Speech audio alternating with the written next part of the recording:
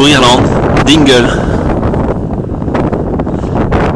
Cette énergie de base qui vient du cordon ombilical, cette énergie de génération.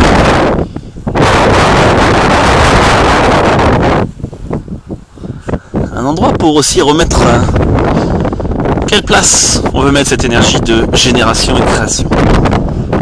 On la laisse dans une logique de reproduction, on pourrait dire primitive ou primaire, en même temps indispensable, sinon c'est l'espèce qui disparaît. Plus d'incarnation. Et en même temps, est-ce qu'elle se transmute pour éclaircir les perceptions? Le lien entre chakra 2 et chakra 6. Et du coup, jaillir par le cœur. Pas le cœur, l'amour universel.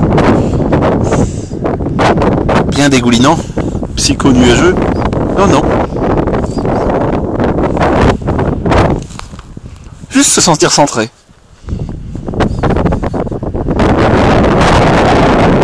On est dans une petite zone typiquement pour ça.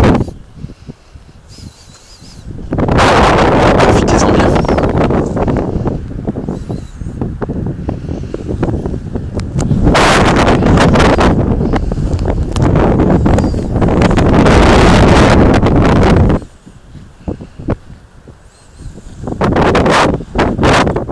Une fois qu'on s'est remis justement en perspective, en alignement, on peut continuer le chemin. On est sur le bord, c'est une petite pointe tout au bout de Dingle. Un endroit tranquille, pas grand monde. En tout cas, pas beaucoup d'humains qui viennent. Et qui souvent vont rester à Crète. Et ne pas aller voir ce qu'il y a sur les bords. Bah oui, quand même, c'est pas important, c'est plus bas. Beaucoup plus bas. Il n'y a que ce qui est en haut qui est important, c'est bien connu. Est-ce que je reste perché? Classique, dans mon nid d'aigle, bien protégé, bien en vue et en même temps inaccessible. Est-ce que je reste et ben l'endroit permet de faire la synthèse.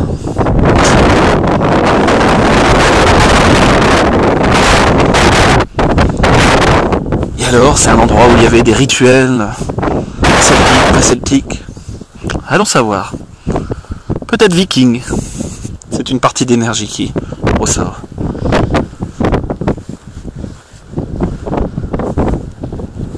Pas de monument référencé. Oh, un petit menhir à l'entrée.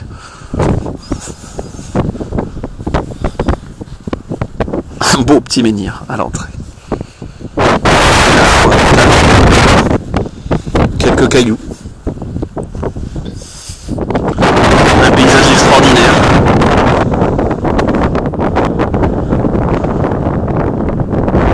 Là, sous un ciel bleu éclatant, qui, des fois, en quelques minutes, peut passer du soleil éclatant à une pluie battante, à une brume, à perdre son chemin à 5 mètres.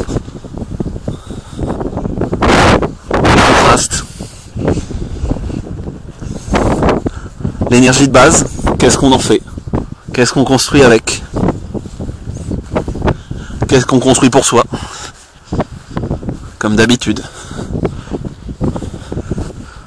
La métaphore de ce qu'il y a à l'extérieur. En partant ce matin, il y avait une grosse pluie. Pluie battante.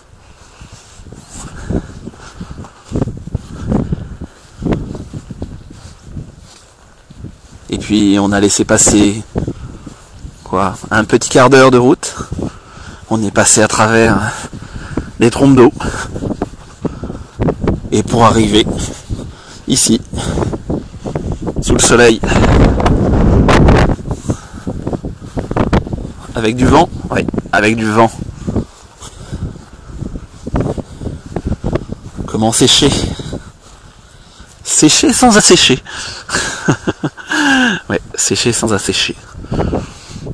Juste y revoir plus clair, mettre de l'air, mettre de l'espace, prendre de la hauteur tout en redescendant au ras de terre, en terre.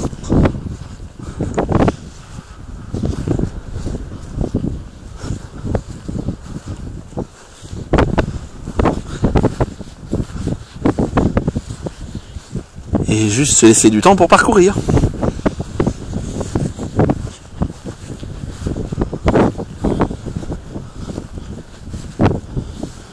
Parcourir pour soi, parcourir pour les autres.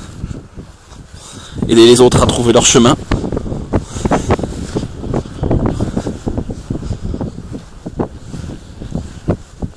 Et ouais, pourquoi je fais des petites vidéos?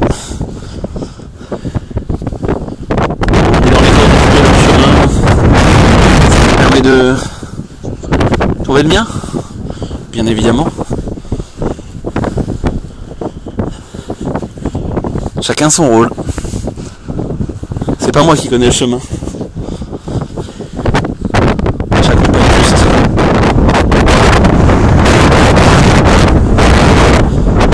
Ça c'est voilà, normalement tous les formateurs, tous les thérapeutes, les accompagnants, sage-femme, c'est pareil. Est-ce que je veux montrer le chemin? Ou est-ce que simplement je pose les conditions pour que chacun puisse vivre son expérience? Il y a toujours un moment donné où on est au rôle d'enseignant, de celui qui montre, de celui qui prend la main. Est-ce que je fais pour l'autre? Et finalement pour faire un clone? Ou est-ce que simplement je l'accompagne sur le chemin, sur son chemin, puis de temps en temps en lui montrant peut-être les petites parties qui n'allaient pas prêter forcément attention. Aller un peu plus vite, bof, je sais pas.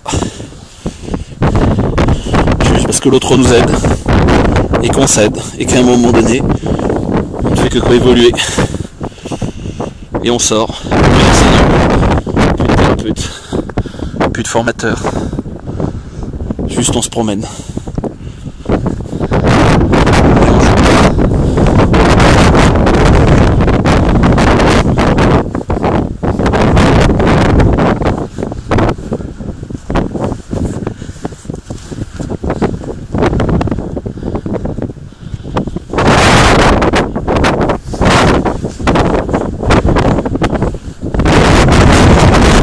Jusqu'au sommet sur la crête.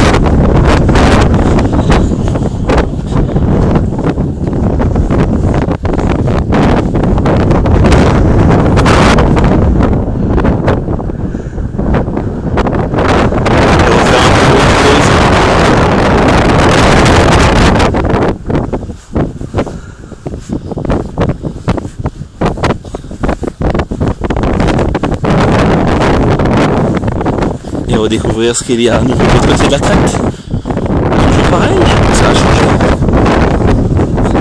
Ça a changé. Parce que j'ai changé de regard.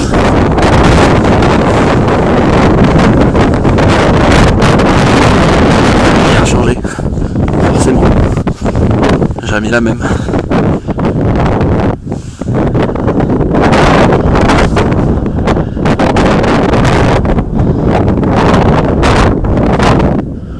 Profitez bien.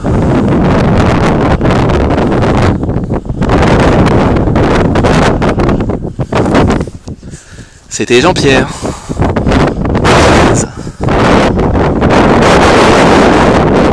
Par un beau 22 juin 2012.